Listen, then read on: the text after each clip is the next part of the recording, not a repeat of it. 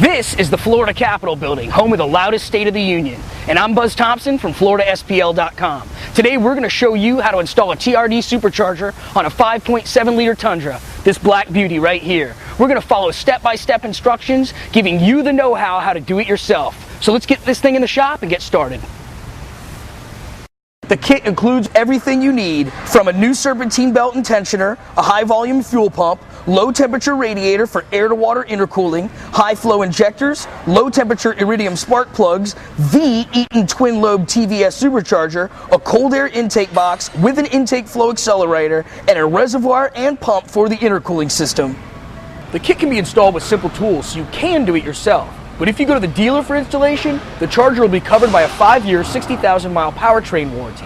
If anyone else installs it, you get a 12-month, 12,000-mile warranty. There are actually 3 Toyota part numbers to this entire kit. There's the bracket for lifting the charger, there's the charger itself, and there's the fit kit with all the implements to making the installation happen. There's actually a conflict with this kit if you own the normally aspirated cold air intake from TRD. If you do, pull that sucker out and sell it on eBay. The kit includes a cold air intake, so you're good to go. You also have to run 91 or higher octane fuel. We've already put high octane fuel in the truck, so it's good to go as well. The first step in installing the supercharger is to remove the upper and lower engine covers, remove the bumper cover, and drain the coolant. We're going to put the truck on the lift because later we have to pull the fuel tank to put a fuel pump in.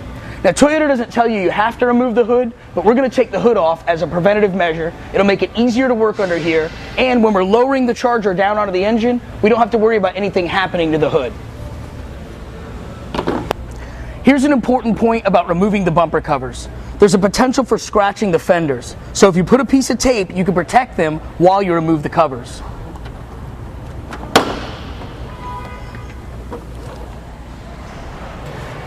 Here's a little tip about draining the coolant. The instructions say to make sure you drain the coolant from the engine block using the drain cock on the side of the block. It's not easy to find. We found that you had better access by removing the wheel and lifting up this cover. You can see it right here.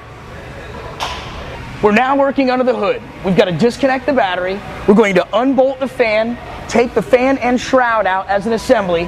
It's a good idea to put a piece of cardboard over the radiator to protect it from damage while you're working under here. Next, we'll move on to the air cleaner. Remove the factory top, modify the lower section, install the new TRD air filter and air filter cover.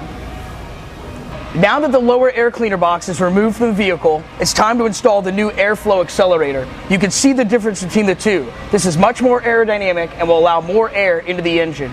You need to remove the old nozzle from the lower case, install this airflow accelerator into the hole in the fender wall, and then gently guide the lower unit in place until you can mate the two together and the bolts will bolt back in.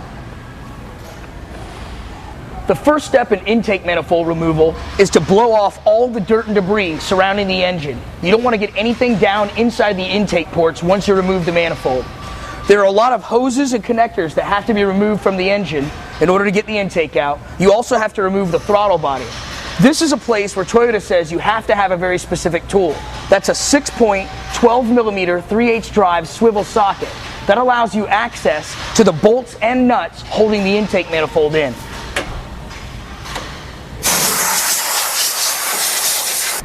The intake manifold's been removed, and we've also removed the water bypass joint.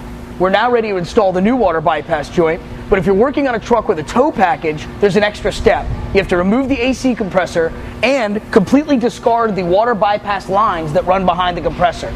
This vehicle doesn't have it, so we didn't have to worry about that step. Next, you want to use some of the Toyota FIPG, which is form-in-place gasket material. Be careful, this stuff dries fast. Put a light coat on the factory gaskets that go behind the water bypass joint and install the new TRD water bypass joint. The new idler pulley's installed, and we've got the thermostat bypass hose connected as well. If your truck has a tow package, you need to use these supplied oil cooler bypass hoses, but ours doesn't, so it's junk.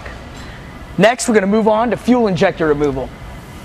The fuel system's under high pressure, so use safety glasses and fuel-compatible gloves to prevent injury. Disconnect the wire harness connectors from the left and right-hand fuel rail harnesses. Then you disconnect the fuel tubes from the fuel delivery pipes. Place shop rags around the fittings to prevent fuel from spraying and to absorb any fuel that comes out of the lines. Next, you unbolt and remove the fuel delivery pipes. Be sure to drain the fuel out of the fuel delivery pipes after you remove them from the engine. After modifying the number 1 ventilation hose on the front of the engine, it's time to prepare the supercharger for installation. You want to reuse the intake manifold gaskets removed earlier, but you want to lubricate them, so we used a light coat of Sil-Glide to accomplish that. Next, install the wire harness clips onto the bracket on the back of the supercharger. Then you want to flip the charger over, put the TRD hoist bracket on, and get that baby ready for installation. And that means using an engine hoist to lift the supercharger by hooking it to the hoist bracket. Remove the tape covering the intake ports on the cylinder heads and make sure the surfaces are clean. Position the supercharger main housing on the intake ports, being careful not to pinch the modified ventilation hose or to damage the intake manifold gaskets located underneath. The goal is to guide the charger onto the 2 bolts located on the front of the engine. Once you've accomplished that, you can lower it down completely and disconnect the hoist.